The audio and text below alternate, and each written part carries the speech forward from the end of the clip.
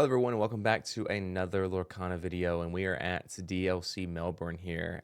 So really exciting. This is the first DLC of Winterspell's meta. Winterspell just came out, obviously, so it's gonna be interesting to see what players bring. I'm not sure if there will be any like too spicy builds, just because we're so close to Winterspell coming out. But you can see in this matchup we have Matthew C from Team Snuggly Ducklings over there against Damon B. I'm sure Matthew has like an actual in-game name that I would be more familiar with, but if you know what it is, drop it in the comments below. But in this matchup, we have our green-blue control player against this amber amethyst, with the Willow card here. So it's gonna be interesting to see what these two players have built up. So let's jump into this game and check it out. If you haven't subscribed to the channel or liked this video, we'd appreciate either one of those things. They help the channel out a lot, and we're just going to be pumping out content because this weekend was a big weekend of Lorcana.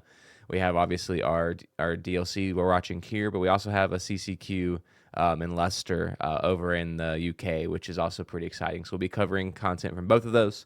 But anyways, enough of me yapping about channel stuff. Appreciate y'all being here. Let's look at this game. So obviously Damon with this Willow gets to pay one less for everything he plays, or for the first card he plays each turn, right? And this was a rule clarification that they said it has to be that first card. And so you can't bank that ability and use it later. And so he uses that Willow, to play another Willow, which in that Willow could then activate onto the Lilo. So just all kinds of value there. We see Matthew just continuing to ramp up here. And what's interesting about this Lilo that Damon just played is that Lilo doesn't take that 1 damage from Malicious Mean and Scary because it blocks that first piece of damage. So definitely just another interesting piece from this new meta and from these new cards that came out is that Lilo survives that Malicious Mean and Scary Prince Philip combo unless you cast it twice or you hit Cinderella into it or something like that. So anyway, so Matthew's in a bit of trouble here because Damon's up to 8, and he's representing, 2, 3, 4, 5, 6, 7, 8 on the board. So he represents 16 on the board, which is a lot, obviously, right? And then Matthew's sitting at 1, 2, 3, 4, 5 ink. His hand is just chock full of Cinderellas, which is, can be good, can be bad. But since he's got 1, 2, 3, 4, 5, since he's at 5 ink, he can ink for turn here to go to 6, and then double ink up even more than that. So there's a Cinderella ink again. And then he passes back over. So he's at 4, 5, 6, 1, 2, 3, 4, 5, 6, 7. So he's at 7 here. So that's not great. And because of that, Damon is just going to be able to quest up again for 4, 6, 7, 8, 9 to get the 17 with that Rhino shift. And now for Matthew, he's 1 ink away from being able to get a combo off here. And like even a combo, I mean, with both Cinderellas being on the board, that would be great because he could hit Lilo with one of the Cinderellas and then hit the combo, but he's an ink off. So I think this game is just going to be a chalk here for Matthew. And we're going to go into game 2, unless he proves me. He could prove me wrong. I was going to say Under the Sea wouldn't save him at this point with the cards that Damon has on the board, which we got to work on the sleeves. We got to work on sleeves glare with these lights. You can't even really tell what some of the cards are. I mean, obviously we know that's that Lilo gift edition one, but yeah, I mean, so he's definitely thinking he can like double sync Malicious Mean and Scary, which will, yeah. So it's gonna do 1 damage to everything. I guess he could sing it. He could hit it 3 times here. Wow, I didn't even think about that. So that's why he held on to that instead of inking it with the Prince Philip, because I think he's just gonna hard cast it 3, or he's gonna cast it 3 times. Wow, yeah, okay. Well, I really do stand corrected here. I mean, he's just going to wipe this board completely here, which is crazy. This is nuts. This is a nuts play. Okay, no, he's just going to hit? Huh. I guess he's still holding the combo in his hand now, so he's still holding on to Malicious Mean and Scary and Prince Philip. And so I guess he doesn't feel the need to wipe out those other two since Damon can't win next turn. He can get the 19, obviously. but he can't win. So he's just like, he's going to hold on to that card just to make sure that, well, now he can't. Now the game's just over, right? Like,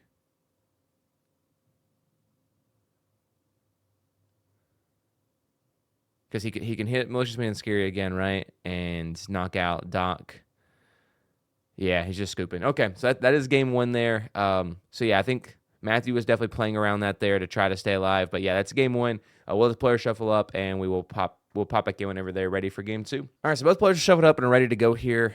And so Matthew gets to go into play here, and yeah, I mean, last game, I mean, I think you got to like what he did there. I mean, if that Cinderella stays alive, he's able to clear the board again and just stay alive, which is, I mean, in this matchup, you just got to stay alive, get your John Silvers out, and just try to continue to, like, just eke out lore as you come back. So Damon goes Aurora into the Tiana. So this is a line that, every player that plays against a Amber Steel player is very familiar with. He inks a Prince Philip, goes into a Cinderella.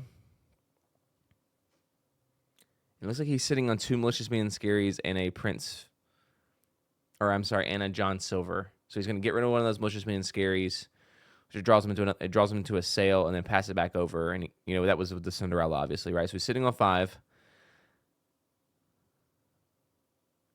Damon inks that Rhino Shift. Gets down the Willow again. I'm curious whether Matthew's running Under the Sea in his list. Because definitely would do some work in this matchup, obviously, specifically. Damon's going to quest up to go to 4 and then pass it back over. And what's great about this for Matthew is he can get down John Silver this turn. And then, if that's what he decides to do, yeah, he can play John Silver. Excuse me, I would imagine. Okay, it goes on to the Lilo, which I find interesting. That means he's definitely going to have to quest with Cinderella. Yeah, it's interesting because, like, there's a world that you give it to Tiana, and then Tiana, if you don't quest with anything, Tiana can exert, which would then protect your cards unless she sings a song. So yeah, anyways, I don't think the decision's wrong. I think it's fine, but definitely just something to think about there as well. Damon with the Fire of the Cannon is really interesting. So he's going to get rid of the Fire of the Cannon with the Mulan this time. We see a Mowgli in his hands.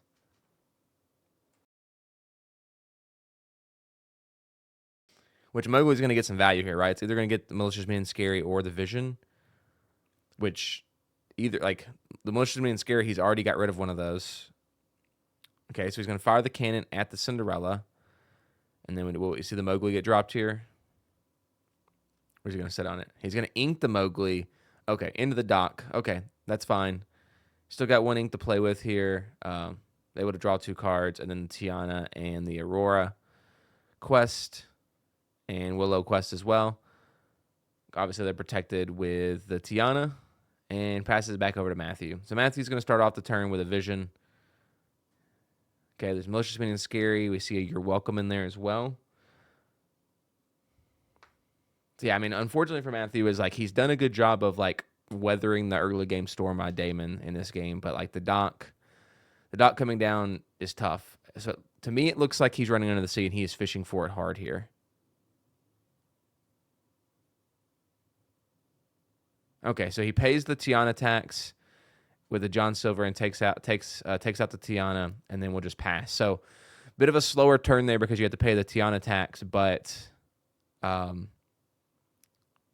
you got to get rid of it at some point, right? And he didn't draw into what he wanted to draw there, obviously, to get rid of it.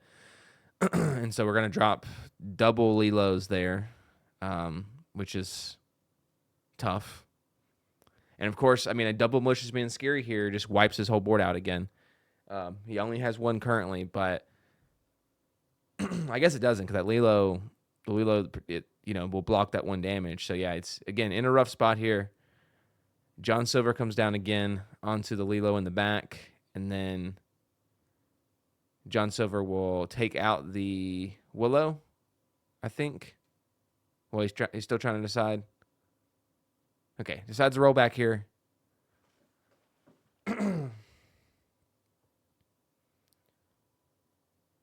Okay, so John Silver is gonna quest and give Willow Reckless there, which I think is the better decision. Because that Lilo is only protecting during your own turn, right? So, or during your opponent's turn. So Lilo will not block this damage here whenever it attacks into the John Silver. Of course, Damon can quest up to 13, 15, 16, 17 with the 4 cards behind. Wow. And of course, he has a Strength of Raging Fire that he can hardcast into the John Silver. I think I would have liked, or I guess they were both exerted, so it's fine. No, I don't think they were. I think I would have liked to have seen him. I think I would have liked to have seen him Strength of Raging Fire into that one, but he was planning on taking it out anyway and just questing up at this point. So he goes to what, 13, 15, 16? Yeah. Pass it back over to Matthew. Matthew has another John Silver he's going to place down onto the Lilo.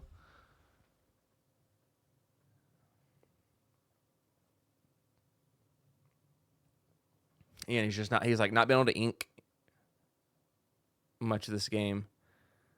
So yeah, he's in a tough spot here. He's in a tough spot. So he's going to ink the Malicious Man Scary and pass it back over. This makes me feel like he's definitely running under the sea in his list, because I think if I top deck it, I can ink.